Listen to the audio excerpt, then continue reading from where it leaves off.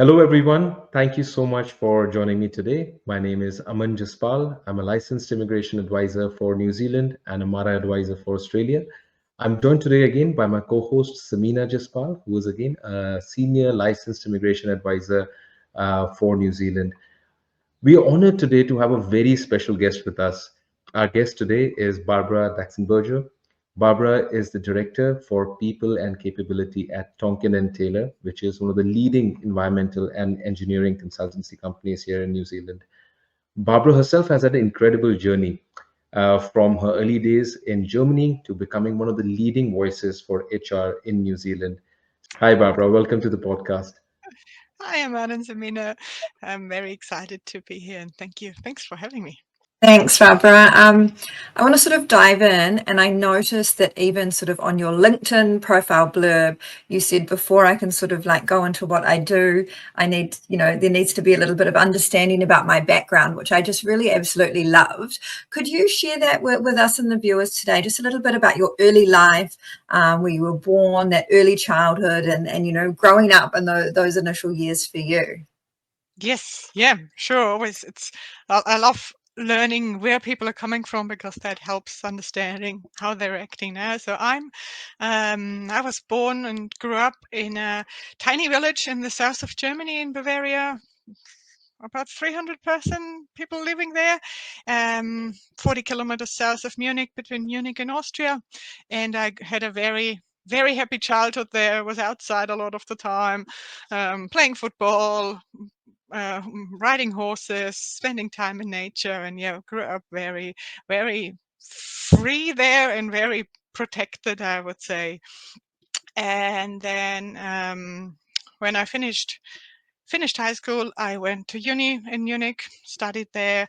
Actually started with math, studying mathematics at the Technical University in Munich, and then um, afterwards, the world opened up to me. I came from this small place where everything has been as it's always been, very traditional, and then suddenly got to know people from all over the world and was like, wow, there's so much more to the world that I want to explore. And that started me on my journey of wanting to explore what else is out there, what other countries are there, what other cultures are there, learning languages and really exploring the world. Thanks. That's it's always like you said, it's always interesting. You find it interesting too to know where is somebody from originally, and could you tell us also a little bit about your professional journey, sort of that early professional journey, sort of before you came to New Zealand? Yes. So as I said, I studied mathematics originally. I was a very logical, analytical, black and white person at the time. I was very much like things are either wrong or they are right, and they're very detailed focused. And then I wanted to go during my studies. I wanted to go abroad, and I did an internship in Geneva. And I was pretty much open to whatever I would be doing.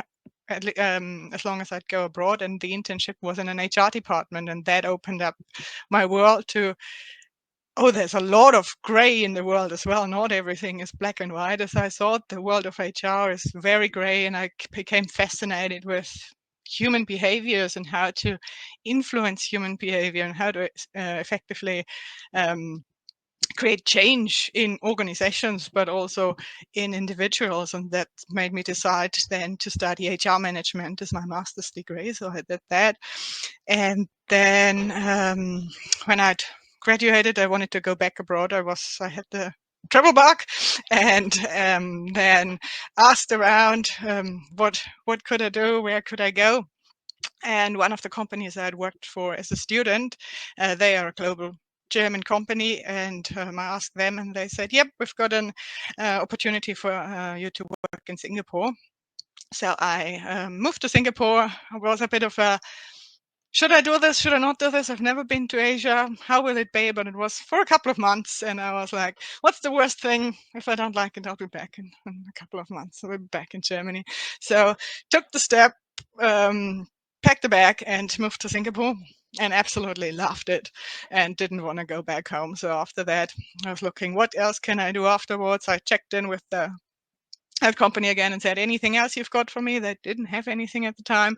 So I got myself the working holiday visa for Canada that allowed me to work in Canada for a year, and moved over to Canada. And there I started working on a horse ranch, guiding trail rides. So I was guiding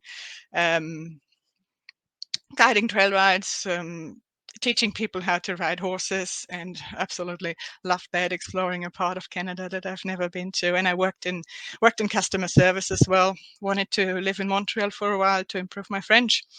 And the only office job I could get was in customer service, being on the phone, talking to people, chats, responding to tickets, and learned a lot in that job as well. I'd recommend to anyone to do a customer service job in their lives once, because you learn a lot how to deal with people. Actually, you learn a lot about the organization, but you also learn a lot how to deal with people in all kinds of moods, from being very supportive to being very angry. And yeah, you learn how to handle those situations.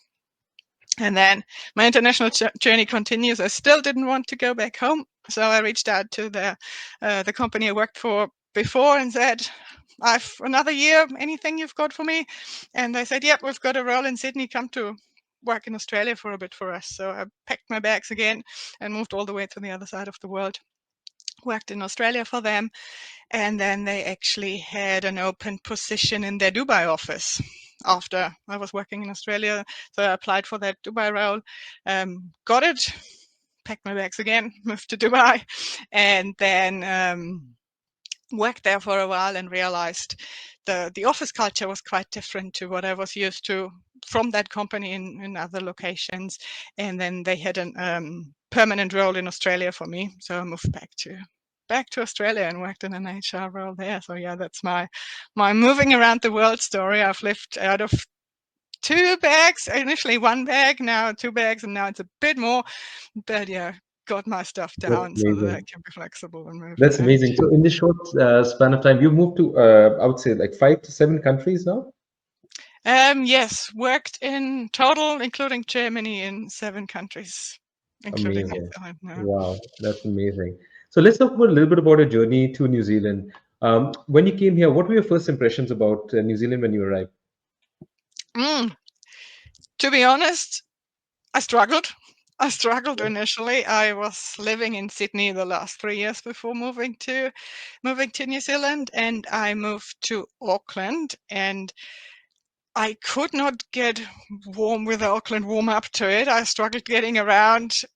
I was used to public transport, to go to the beach, to go to the mountains, and Auckland is just so spread out that I really struggled with, have I made the right decision to move over here? I can't get anywhere without a car, but I don't really want to get a car because that's something else I need to have moving around with me. It's difficult in the CBD to get an apartment with parking. And yeah, really struggled originally with the city of Auckland. What really helped me through that is my work. I had a really supportive from the beginning. I'm still with the company I worked for back then, and I was very well supported by my company. They, for the first little while, they paid for my accommodation. We have a lot of flexibility, so I could set up bank accounts and do all the administrational things that you need to do when you move to a new country. And my team, I almost felt like I was adopted by them. They showed me around. It was like I had a new group of friends in the country that really helped me with everything I needed to do. Plus, gave me a bit of almost like a family, someone to start out with in a new country. Really appreciated that. That's amazing. So for a lot of people who actually make these changes to move to a new country, it brings in a lot of challenges. I think it's both personal and professional. Did you face any of those in your moves? And you moved around to a lot of places. You said that transport was one of them. Any other in particular during your days of moving around for work? Any personal, professional challenges that they're still you want to share? Um, Yeah, the Auckland one was probably the biggest one, where I was suddenly realized, ooh, there's no public transport here, and that mm, almost forces you to change your whole life. That then forces you to get a car. That then forces you to move out of the CBD into suddenly an unfurnished apartment. Well, I always lived in furnished apartments, so that changes everything. Um, Something I struggled with in Dubai, people always ask me, like, how was it with being a woman there, and did you have to Mhm. cover up? And that was not an issue for me at all. I felt super safe. I did not have to cover. I felt like very respected as a female working there. What I struggled there was a lot of the command and control culture Mm. of, this is how it is, and you are a little cock and you do what we say in the organization. And yeah, how from an HR perspective, how people were treated there, just didn't sit right with me, and that's why I left there after working for 7 months. I loved the international, how international it was, how um, comfortable the life there is, how easy it is to do anything there. But I struggled with how people are treated, and I also struggled a little bit with being white in Dubai. I felt like I was treated differently to some of my friends from the Middle East or from other countries, and that I could not cope with if I was going into a restaurant with a friend from Morocco, and I was treated very differently to how my friend was treated by the waiters, and I was like, I cannot cope with That's really that. interesting. Yeah. Yeah. That's amazing. I think that these are some of the challenges that both expats and migrants face around the world, I believe, and which is so important that you highlighted these. And it does, I believe, do Asia does have its different, structures of societies, and different people going to different countries have different, experiences. And I think someone like you understands HR and understands people closely can have a better appreciation for that. That's really interesting. So, in your early stages, were there in New Zealand, were there any specific organizations or people that you reached out to, or they were supported that any new migrants coming here should know about, and you can probably utilize those services? Yes, yes. Actually, quite a lot of organizational groups or apps that helped me find my feet here and create a network and make friends here as well. I signed up through work for the professional organization for human resources professional. That's HRNZ in New Zealand, and that helped me a lot to connect with others in the HR space in New Zealand and learn from them, learn how employment law works here, and so on, and really create a network that helps me with challenges or questions. I also, what I'd recommend to anyone who's moving to a new country and maybe struggling to find a job initially is Mhm. volunteering. I volunteered for Oh, actually global organizations called She Loves Data. Their goal is to bring more females into data and tech jobs, and I volunteered for them for a while, organizing events, leading the chapter in Auckland, and that really helped me as well to establish myself here, create connections, but also establish myself as a leader, being seen as the chapter lead there. So volunteering is always an amazing opportunity, something to put on your CV as well, showing that you've got some local experience, even if it's unpaid. It doesn't really matter. New Zealand seems to be very much about, you don't have local experience, we want someone with local experience. So that's a way of getting that experience more easily, because otherwise you struggle getting the first job if you don't have local experience, and you can't get local experience if you don't have a job. So it's a bit of a vicious circle otherwise. And then what also helped me is an app called Meetup, where you can sign up for all kinds of meetup. For me, it was a lot of hiking and traveling, and then you go on hikes with other people that are maybe new to New Zealand, and that's how I met my first really close group of friends for that. And then also very simple Facebook groups on everything that I'm interested in, and that's really helped me settle in as basically groups for everything Germans in New Zealand, where you can ask, where can I get this special product that I'm really missing from home, or where can I would love to speak my language for a bit. Are there any meetups, things like that. So yeah, there's lots of resources out there. You have to put yourself out there. I'm usually an introvert, so you have to put yourself out there in those sometimes uncomfortable situations, but it's very rewarding then when you meet your network and when you meet the people that are right for you.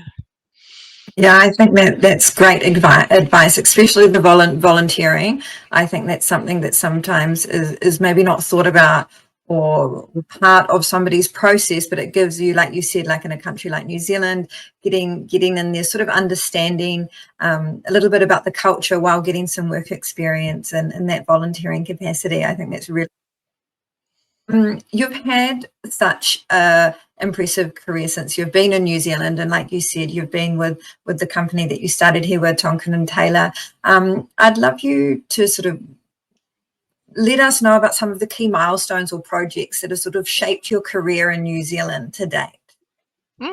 Yes, very happy to talk about that. I came here originally also on a working holiday visa, so I had a visa for a year and started as an HR analyst. That was a 1-year maternity leave cover role originally, and that was perfect for me because that's exactly what I had done in Sydney. The role was one-on-one the same, even similar company culture. So I slotted right in, loved doing that, but I knew I only had a 1-year visa at the time, and the job was for 1 year. And then something special about my organization is we do not have permanent management roles. So our managers rotate their portfolio roles. We're an engineering and environmental consultancy. So most people are an engineer or a scientist, or of course we've got like accountants and HR and all the other roles as well. But you have a core role in the organization, and then the manager role becomes like a portfolio on top of that. You reduce your core role and you become a manager for 2, 3, 4 years. And at some point, you might say, oh, I want to go back into my technical role, and then people can step out of those roles, and then someone else can step into that manager role and learn how management works. And that offers a lot of career opportunities for people. And at the time when I was with TNT for about 4 or 5 months, our manager at the time, she stepped out. She wanted to do something else. And they put up the role and asked for expressions of interest who was interested in the role. And I was like, I'm new to the country, new to the organization, but what do I have to lose? And put up my hand. And then I got the management role, and I moved from being an individual contributor to having a team of 25 plus experienced HR professionals reporting to me suddenly. And that was quite a big shift for me to learn and work out how does this work now? How do I, instead of me being responsible for my piece of work, me being responsible for the work of 25 people, how does this work? And I absolutely loved the role. I'm found my feet as a manager very much in these people have been here for way longer. Some of them have way more experience than me. So what I do as a manager, instead of micromanaging them, I'll get the roadblocks out of the way. I let them do what they can do best. And it's my way to connect them with the right people and to remove any roadblocks. And been in that role then. That was just before COVID as well. So been in that role through the COVID challenges, and then I think it was in 2023, similar to that, the PNC director role popped up, and I put up my hand for that, and then moved into the PNC director role, and really enjoyed the freedom at Tonkin Taylor we have about getting involved in certain projects with really cool HR projects, revamping our performance management framework, our career development framework, and rolling out a new code of conduct. And it's very much getting involved in the projects that you want to be involved in. That's really insightful, and I think hearing about sort of what goes into the back end and that HR, and you leading, like you said, leading like quite a large team across New Zealand and Australia. Could you share a story with us about a particularly rewarding or even a challenging experience, maybe in your newer role, and sort of how you manage those? Challenging, definitely COVID-19, being new to the role, new to the country, on my own here, not having any family here, and then suddenly there's a global pandemic and we're all locked down, and I was in a big city like Auckland, and they had Germany reached out to all its citizens in New Zealand and said there's repatriation flights if you want to go. We've got these couple of flights. After that, you can't go back. There's no more flights.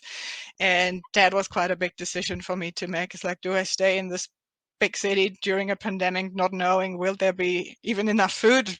What will happen?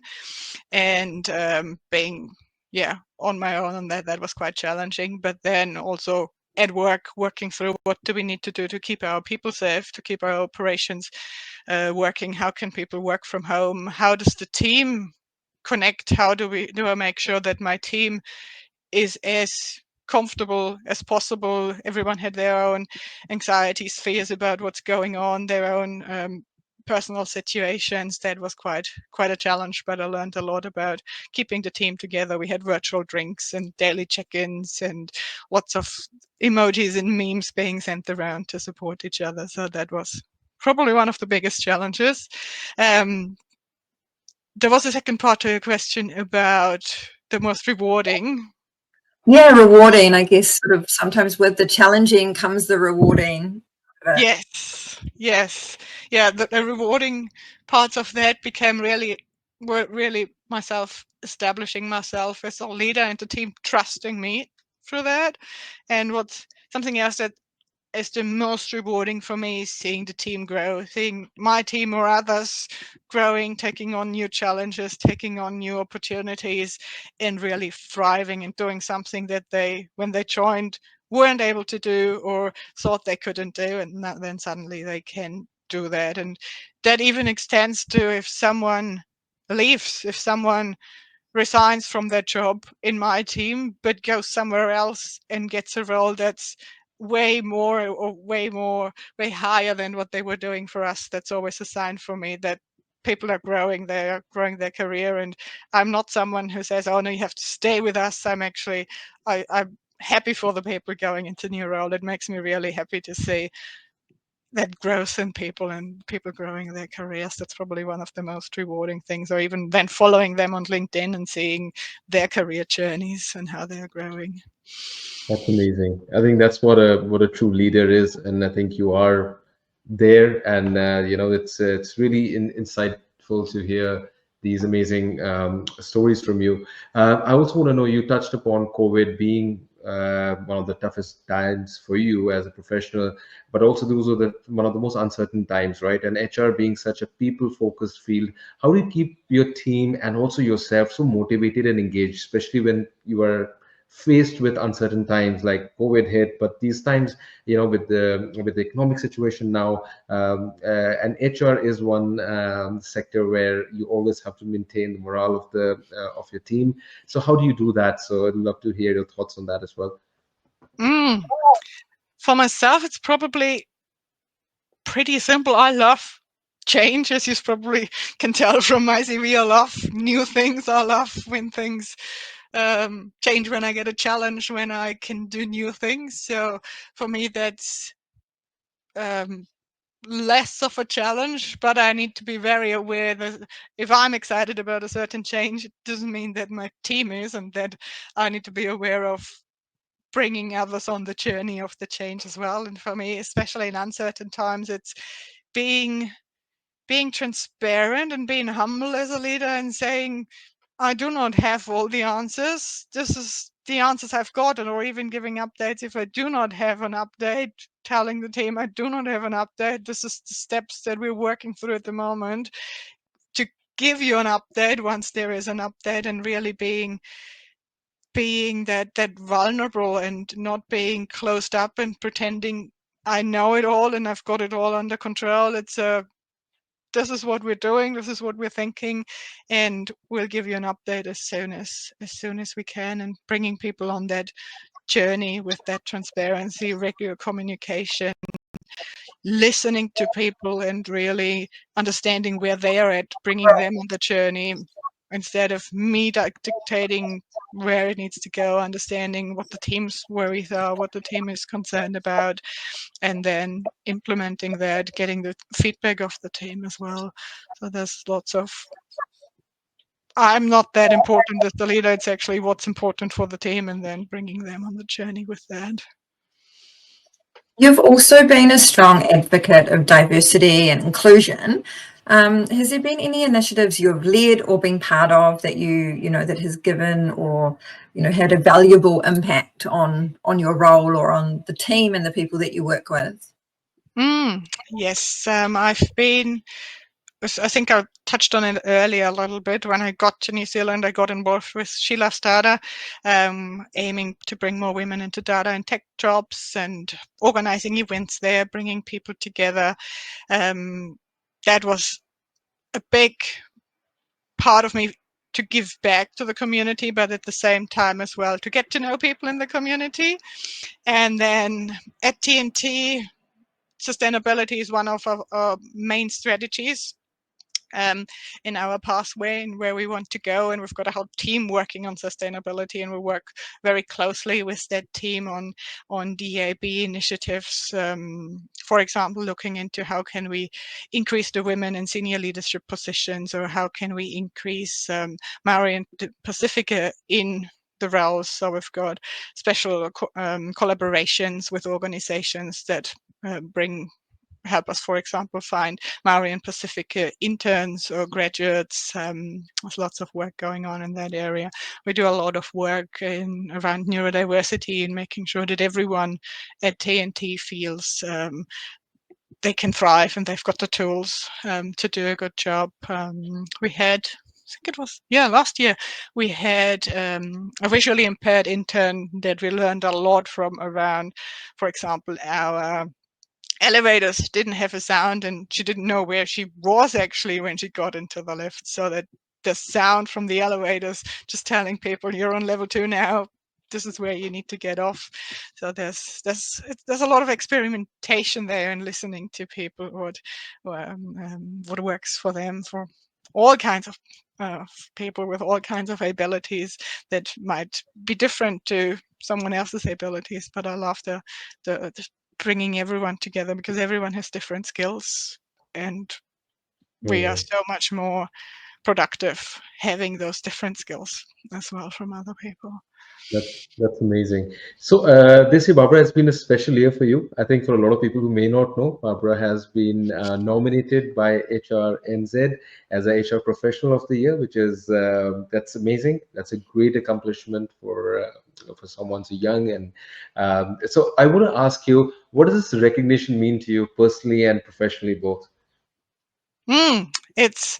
I'm very excited about it. At the moment, I'm a finalist, so we'll find out about the awards at the end of February. 1 more month to go, but it's how do I describe it? It makes me feel like I've truly arrived in New Zealand. I'm truly here now. I'm part of the HR leaders here. There was always a bit of doubt in my head around, am I really a leader in New Zealand in HR?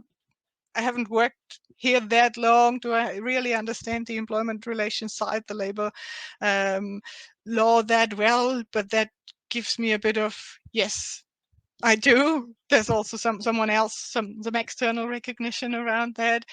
And it recognizes for me as well the work I do with HRNZ. I do a lot of mentoring, getting involved in webinars there, or doing chartering assessments, and that really makes me feel like, yes, this is my home now in New Zealand, and really makes me feel like I've arrived.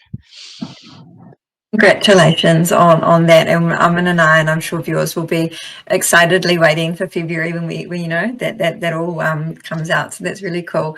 Also, apart from your career, this amazing nomination, you're also an athlete. So Barbara is she does ultra running, she does trail running, and I would love to understand sort of how did you first of all get into that? It's very physically demanding, and any of the discipline or that you have from this challenging running and this dedication you have to it that might have any parallels, within your career, or do you use this this commitment and dedication to the running within your career, or how does that work for you?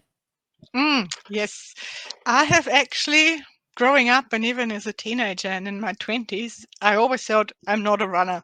I'm slow and I can't run. I'm breathing heavily as soon as I need to run. I played football for a long time growing up, but running was the worst part of that experience. And then coming here to New Zealand, the group of friends I had, we did a lot of hiking, overnight hikes, spending time in the mountains, spending time in nature. And most of them left 2 or 3 years ago, and then I met my partner, and he's a trail runner. So I went from walking the trails to running the trails and realized, I can actually do this, and I can actually cover way more distance on a day than walking. And went super light, had light sleeping bags, tents, and did a lot of 2-3 day missions out into nature. And I realized what I'd been telling myself, I'm not a runner, was actually then a self-fulfilling prophecy, that I didn't become a runner. And when I shifted that mindset from I am a runner, I actually was a runner, and I use that quite a lot with anything where I'm telling myself, when I'm picking up, I'm telling myself I'm not a leader, or I don't belong here, or things like that. I pick that up now, I'm way more aware, and reframe those to yes, I am a leader, or yes, I do belong here. And that really helps with yes, I can do this. And it's yeah, such a powerful tool and such a small thing to do, but it really helps you with overcoming the blockages we put in our own head. I think a lot of what we're doing is actually we're blocking ourselves from doing things by telling ourselves I'm not this and I'm not that and I can't do this. But by shifting it and then finding the little nuggets of proof that I am actually a runner or I am a leader, then you can actually convince yourself to do that. It's not just I'm telling myself that now, it's then afterwards also finding the bits of truth and putting yourself out there to do that. And yeah, the running helped me a lot of that. It's you need a lot of discipline to that as well. You need a lot of training. You need to be consistent, but it's I think that's something of me originally anyway, that I like to, maybe it's the German in me that likes to be disciplined and likes to follow a routine. And I'm the same at work like that. I like a structure, and I That's like to amazing. have systems and routines and habits in place, because then you don't have to do things new every time. Once you've established a habit, you just keep doing the habit. And that's the same with the processes and routines at work as with my running habits. That's really amazing. I think that's such important advice also from your end, that the mental strength and discipline, and how that sort of can translate into your both professional and your personal life, and you can take such great lessons from that. That's amazing. I want to also touch on, Barbara, you've worked with people from different levels, and you've worked in different countries. I want young people who are listening to you to give them advice on someone who's just starting the professional journey in New Zealand. What would your advice be to them? Mm. Um, First thing that comes to mind is like, be curious. Don't limit yourself with something. Even if you get given an opportunity, you have an idea where you want to go in your career, but you get given an opportunity that's maybe going a different way. Try it, see what comes out of it. If you don't like it, you can always go back. And then if you like it, even better. That's was my learning of going to Singapore, where it was like, never been to Asia, not sure, but it turned out to be the best decision in my life for me to work in Singapore for a little while. And yeah, be open to experiences, be open to doing things. And even if you get given an opportunity where you're like, I don't think I can do that. I'm always thinking I think it's Richard Branson who said, if you get given an amazing opportunity, say yes and figure out how to do it later. That's my approach to doing things. And yeah, with the being in the country for 5 months and then having that opportunity as becoming the manager of the team, I was like, yep, I'll say yes and I'll figure out how to do it later. And jumping on those opportunities, being curious. What would your advice, Barbara, be? I think let's talk about migrants because a lot of our listeners are migrants and young people who are coming, maybe not in New Zealand, and you yourself have been an immigrant, an expat living in 7 different countries, working there. What advice would you give to someone starting afresh in a new country? There are a lot of it's these anxious times. Somebody who's young, starting fresh in a new country, what advice would you give them as an HR leader? I think it's important to observe with curiosity and not judgment. Sometimes when you come to a new country, you judge everything around you. This is better than what we're doing at home. This is worse than they're doing at home. I don't understand that at all. And for me, it's keeping your mind open and being curious why things are done a certain way, because there might be a reason for things being done differently, and not judging things and getting into a spiral of negativity around certain things that are annoying or that are different, but being curious about them and keeping an open mind to that. I think networks are super important. Figure out what's important to you. What are your hobbies? For me, it was hiking and being out in nature, and even professional networks, and then making those connections. Might be uncomfortable to put yourself out there and going to a meet up on your own or going to a networking event on your own, but my goal was mostly going there and saying I want to make one new friend, and then it's not I have to talk to all the people here. I just go in there and trust my intuition saying that's the person I want to be my new friend, and then work out, does it work or not? And yeah, that's how I've met some of my best friends here in New Zealand, was by doing that and saying, yeah, that's the person I want to create a network with. And then if you go to 3 or 4 networking events and make 2 or 3 new friends, then you're growing your network very, very quickly. Then it's also not taking yourself too seriously, having fun, going with the flow, whatever is happening. I had a year, I put every year for me is under kind of a mantra or something I want to achieve, a word. And I had a year that was being a playful fool and just trying things and not taking myself too seriously. I think that's a good one as well. I love that. Flipping it around a little bit, from your HR perspective and from that employer's perspective, what do you think New Zealand employers can do to better support the skilled migrants or skilled workers that are choosing to, leave where they're from and come into New Zealand to work? How do you think employers here can support them in the workplace? Yes, we do. We at Tonkin Taylor do quite a lot for our migrants. We've been recruiting quite a few people overseas, including myself, and we're quite open to hiring people from overseas. I think there's kind of having your basics right, having, like, when people arrive, some guidance around these are the best banks in New Zealand. Open a bank account with one of them. This is what you need. This is how KiwiSaver works and how your retirement works. Having kind of the basic information there for people to work through, supporting them initially with arriving in the country, accommodation, getting around the country,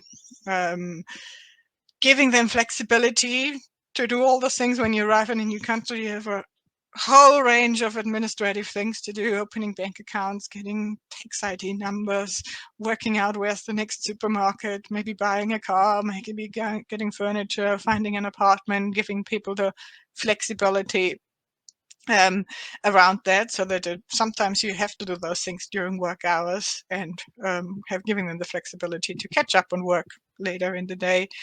And then also connecting them, having a network of internationals where they can get together. Maybe it's a Teams channel where you ask them, do you want to be invited to our international team channel? And then people can ask questions in there around the things that bother them and learn from others that have already gone through the journey arriving in a new country, and get that advice from someone who's been through that. Yeah, a couple of things. I think what employers can do a lot to support people. Yeah, I love that. I think, from what I see working with New Zealand employers and obviously skilled workers coming from different parts of the world into New Zealand, it's always when an employer spends the time, the HR team, and leaders are behind that settlement piece. And like you said, flexibility and giving them time to settle, but also pointing them in the right directions for those really important admin things, which sometimes seem so difficult. What skilled workers from offshore see is so valuable, and it really enhances their work experience and their experience of New Zealand overall. I think that's a great place to look at winding up. Barbara, it's been so interesting to hear your insights and also sort of the career journey and all of the different places that you've lived and what's brought you to New Zealand. And as you said, now you've found your place as one of the HR leaders in New Zealand and have recognition for that. So I'd really like to thank you for joining us today, and thanks also to everybody that is tuned in. If you've got any questions before we end, Barbara, I just have a few fun questions I wanted to ask Barbara. cool. They were planned in the podcast, but Barbara, just to get an understanding of what's your favorite Kiwi slang that you use? Lots of them there. Probably the "she'll be right" one, which very much describes the Kiwi culture around Yeah, very relaxed. Don't stress me out too much now. It's gonna be all right. Let's see how it plays out. And it actually reminds me of a phrase from back home in Bavaria. We've got a similar one that's the similar undertone of "it's gonna be okay. We'll work it out. Whatever comes our way, we'll figure it out." and one thing about working in New Zealand that surprised you the most, which is very unique compared to all the other places that you've worked and lived before? I'd say New Zealand cares about the people, and the work-life culture is important here. It's really, people understand that you've got to work, you've got a life outside work, and that's equally or even more important than your work. And it's also it's blended. It's not this is work and this is my life, and it's very much like interwoven. And I've got friends from work and meet friends through work, and it's I think a very human way of working in New Zealand that I really enjoy. That's beautiful. And you are an HR leader, and I think in the coming years you will definitely cement your place as one of the topmost industry voices.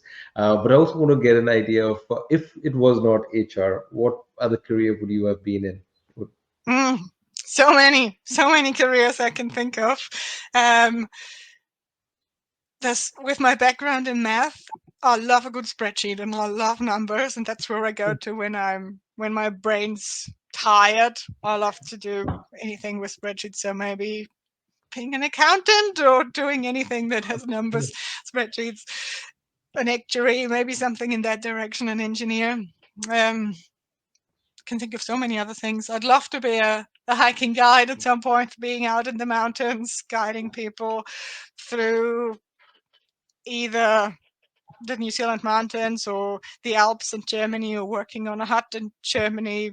I've also worked as a horse riding instructor, guiding trail rides, so I'd love to go back to that. For me, the world has so many opportunities. I'll have to even think about what else could I do. And sometimes I'm like, is HR even where I'll be forever? And maybe it's not, and I'll do something else and take the Amazing. transferable skills and move into something else. That's beautiful. That's amazing. And thank you so much, Barbara, for taking the time, talking to us, sharing your journey with us, your so valuable advice and your insights into HR and generally in life. It's been such a pleasure. And thank you so much.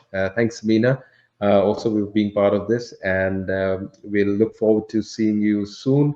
And if there is anyone who wants to be in touch with Barbara, you have a LinkedIn. You can connect with her, reach out to her. Thank you, Barbara. Thank you again so much. Really pleasure. Thank you so much for having me. It's been a pleasure chatting to both of you. And yeah, if you want to connect with me on LinkedIn, always happy to chat and get to know other people. Still on the journey of building my network in New Zealand, so feel free to reach out. Thank you. Thank you.